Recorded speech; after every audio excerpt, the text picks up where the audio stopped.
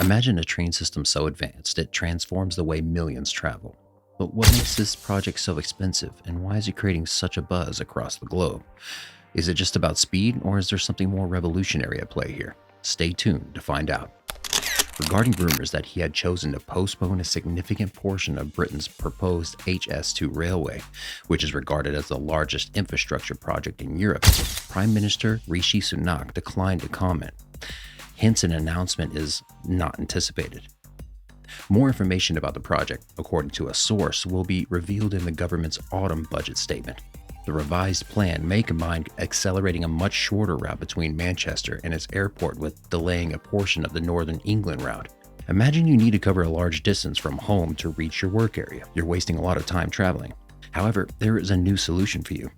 With the introduction of the HS2 railway, you're going to reach your destination much faster than ever. A high-speed rail project called HS2, or High Speed 2, was initially intended to connect London to northern English cities like Birmingham, Manchester, and Leeds. However, the project has encountered increasing expenses since its inception in 2009, modifications to its initial plans, and resistance from multiple sources. As of right now, the first service is expected to begin in 2029 or 2033. The project aims to reduce travel times between major hubs, increase capacity on busy routes, and modernize Britain's rail system. Additionally, it will help Britain catch up to the other European countries that have extensive and well-connected high-speed rail networks. Moreover, there's a tiny portion of Britain that connects London to the rail tunnel that leads to mainland Europe. With a maximum speed of 225 miles per hour, HS2 may be the fastest rail network in Europe. Several administrations have promoted HS2 as a means of lowering regional economic inequalities over the years. It has employed close to 30,000 people thus far. How did your neighborhood respond when there is a project going on, budding in your area? Will they be supportive, or will they resist the project? We anticipate that most of the unemployed might support the project, as this will be a new opportunity for them to have a job. We can see that the job seekers supported the project in Britain, and it provided job opportunities for thousands. The public-private railways that currently operate in Britain are criticized for charging astronomical fees, providing sporadic services, and experiencing chronic delays as a result of years of underinvestment. The nation that invented the steam locomotive is under increased pressure as a result of thousands of rail workers going on strike since last year. Its $68 billion budget from 2015 skyrocketed to £98 billion by 2019, and a review in 2020 indicated that the amount might reach £106 billion. Inflation, which affected materials like steel, concrete, and timber at a rate of about 18% in the construction industry in 2022, has increased the bill.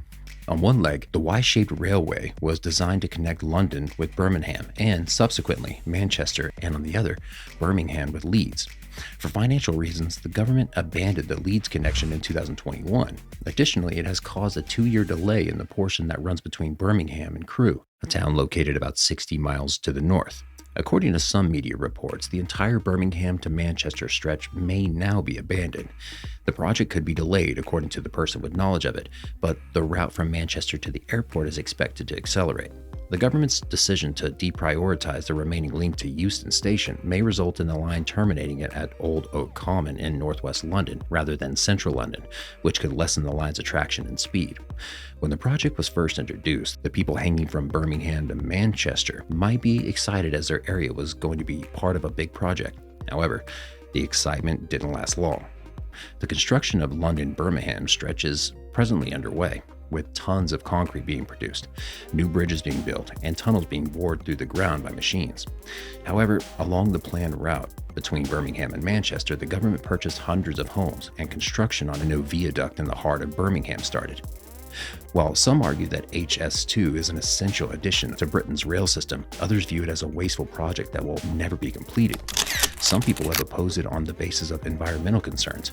The government's revisions to its initial plans have also sparked complaints that the project's intended increase in regional prosperity isn't happening. The expensive HS2 high-speed rail project's northern segment was cancelled by British Prime Minister Rishi Sunak, who said the project was better suited for a post-pandemic future, promised to invest billions of pounds in local rail and road links instead.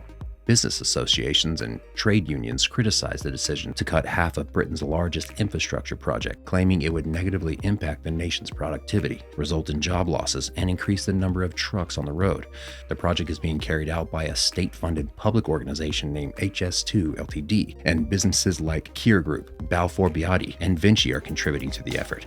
The trains, which are scheduled to begin rolling out production lines in 2027, are being designed and built by a joint venture between Alstom of France and Hitachi of Japan.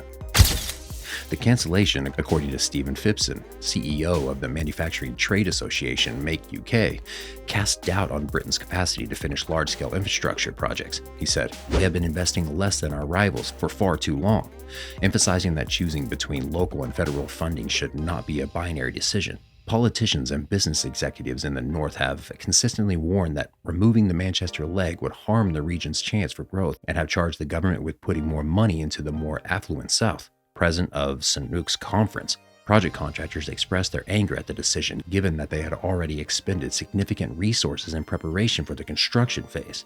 Imagine you are working on a project. Initially, you accepted all the demands from the happy client. However, when you later analyzed the situation, you found some demands were too high for the charge. Hence, you decided to cancel the project.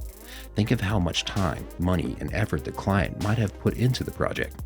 So, it's always important to complete the different scenarios before starting a new project. According to Sanook, the region's economy would benefit more from his new Network North plan, which would strengthen ties between the east and the west of the region rather than south to London. According to Sunock's office, the north of England would receive about £20 billion of the £36 billion allotted, plus an additional £12 billion that would be used to expedite the construction of connections between Liverpool and Manchester. Andy Burnham, the mayor of Manchester, claimed that the government had destroyed 15 years of labor by deciding without consulting local politicians. He added, "The east-west bottleneck we face on the North's railway cannot be solved by what has been announced today. It involves patching up existing lines, which leaves us with an unresolved issue." Industry group Rail Partners called the decision a setback to Britain's plan to reaching net zero emissions.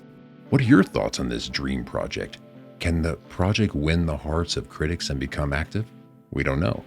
Anyway, we should wait and see. And with that incredible insight into the United Kingdom's groundbreaking £106 billion high-speed train project, we're reaching the end of today's journey. We've seen today how this monumental project has shattered records and expectations, reshaping not just the landscape of Britain's transport, but potentially setting a new global standard for high-speed rail travel. If you haven't already, hit that subscribe button and ring that bell icon to stay updated. Your support is what drives us forward. If you enjoyed today's content, show us some love with a like and share your thoughts in the comment section below. Thank you for traveling with us today on this high-speed adventure. Until next time, keep dreaming big and traveling fast.